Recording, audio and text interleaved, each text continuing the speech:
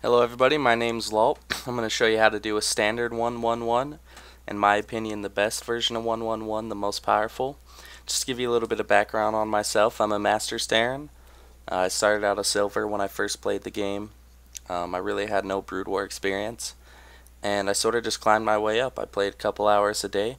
And one of the big things I seen missing when I was climbing up was YouTube videos, or just videos in general, explaining build orders and why they do this and why they do that. And I think that would have helped me a lot climb the ranks a little bit faster. So the reason for these videos is I not only want to show you how to do the build, I want to explain a little bit the concepts behind it. So why I do this, why I do that. I mean, nothing in too great detail, but it should help you quite a bit if you're just trying to come up in the ranks. So like I said, this is going to be a standard 111. As you can see here, I did a standard 12 racks and 13 gas, and I'm going to do orbital on 15. So let's get it started, and I'll go ahead and go through it.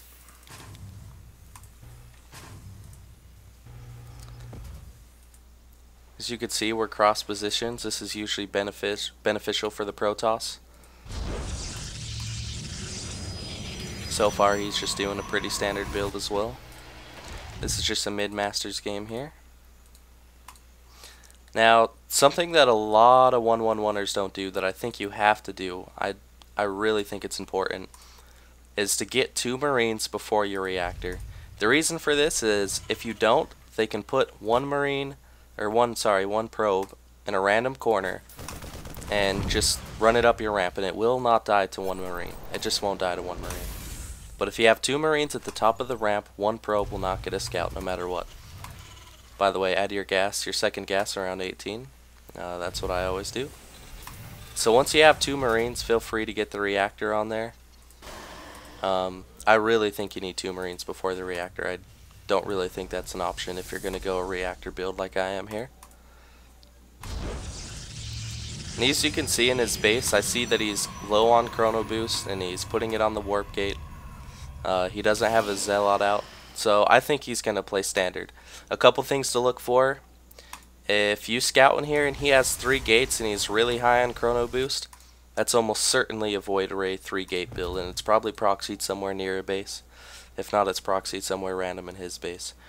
If he's really high on chrono boost and he's not producing probes and he's using it all on a cybernetics core, you can be pretty sure that he's coming with a 4 gate. And in that case, I would add another bunker. But as you can see here, he's going robo gateway, and that's pretty standard. It's pretty safe if you ask me. It's not my favorite build in the world as Protoss, but it's not bad. I personally prefer 1 gate robo, and once my observer comes out, I go from there.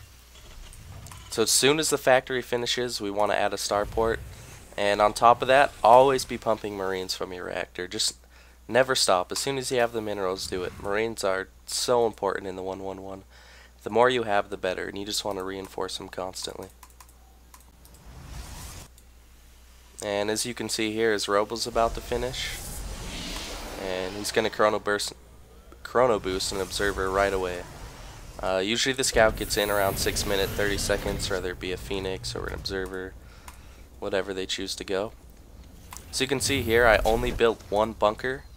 That's just because I'm pretty sure he's not going 4 gate. And another thing I would like to add is always build an engineering bay in this build, at least on the ladder. It's so common for people go to DTs against this build. Some people think it's not the best choice, but I see DTs all the time. I literally increase my win rate probably by 50% just by building 1 turret every game. It's well worth the investment if you ask me.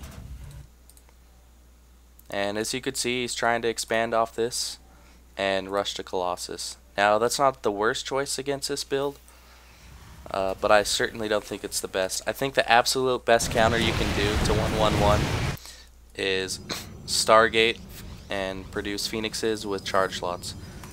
Now, the trick is to do that, you have to go 1 gate Stargate and get Phoenixes from there. And with your first Phoenix, if you scout a 111, you have to immediately start a Nexus and add on your gateways from there.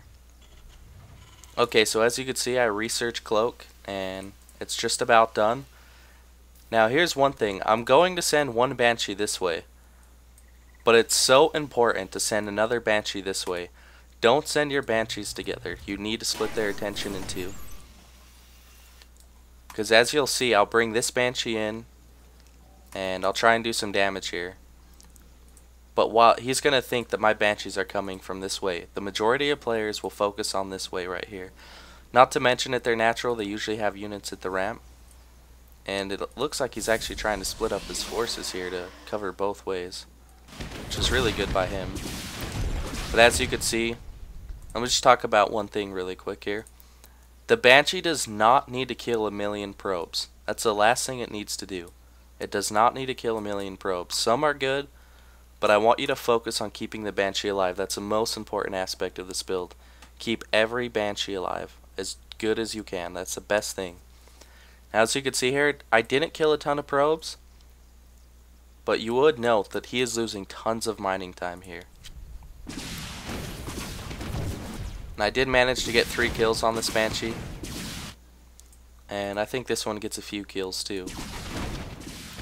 But you'll notice as soon as he gets his observer over here, I don't even bother with this Banshee anymore. Just get up and leave. Now I could have killed this probe here, but that's just bad micro on my part. I am only mid-master, so I'm not the best player in the world, but I think I could help some people out. Now this Banshee up here, I believe it gets a few kills. But remember, the goal is not to get tons of kills here. It's just to make him lose mining time, make him mess up his macro a little bit. That's just the best thing you can do. And as you can see why all this happens, I've been macroing the entire time. Now typically when I do this Banshee build, I like to push with 4 tanks. 4 tanks just seem like the magic number. I don't know why it is, but it just seems to be right about the number where they can't hold it off anymore.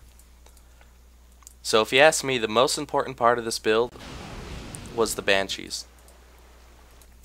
It cost him so much probes, so much mining time, so much attention, that he's not going to have the army to stop this huge 1-1-1 that's coming his way. And there's the 4th tank here, and you should always pull a few SCVs with this. I pulled 6.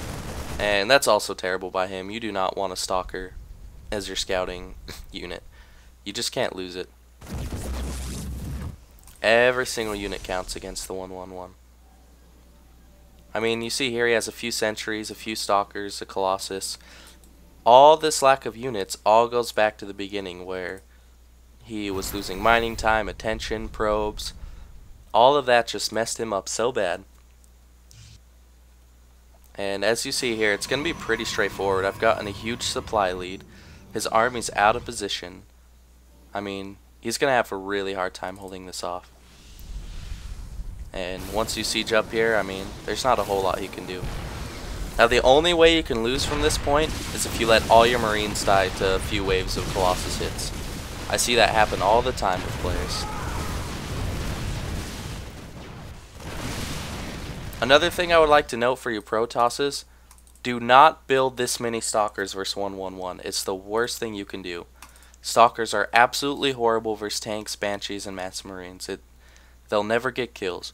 The best thing you want is Zealots, Colossus, or Zealots and Phoenixes. I personally think Phoenixes are the best choice. That way you can lift up the tanks. I suggest 1 Phoenix to 1 tank. And then your Zealots can go in and do the damage, maybe with a few sentries. To do that, you really need charge lots, which requires you to go 1 gate Stargate to get it out around the time that this push comes. Now this push is quite a delayed 1-1-1, but if you ask me, it's the most powerful. And as you'll see from here, it's a pretty straightforward game. There's not much he can do. The only thing he can really hope for is to kill all my Marines without losing many units. But as you'll see here, I'm not going to let him go ahead and get that in. And I shouldn't have lost those Banshees there, but at this point there's really nothing he can do. I didn't lose any Marines, and that would be about the only way I could lose from this point. And he's just going to GG momentarily here. Or just leave the game. Either way, as you can see, that's a 1-1-1. If you ask me, it's the most powerful version. If you like these videos, go ahead and leave a comment. This is the first video I've ever done, so I apologize if it's a little bit rusty. If I stutter over my words a little bit, it is the first video I've done. But I do think these kind of videos can help players from even Diamond get just a little bit higher. I know a lot of people want to get that Diamond to Masters. I know I did when I was climbing the ranks, so if you like it, go ahead and post a comment and just enjoy watching it. Thanks.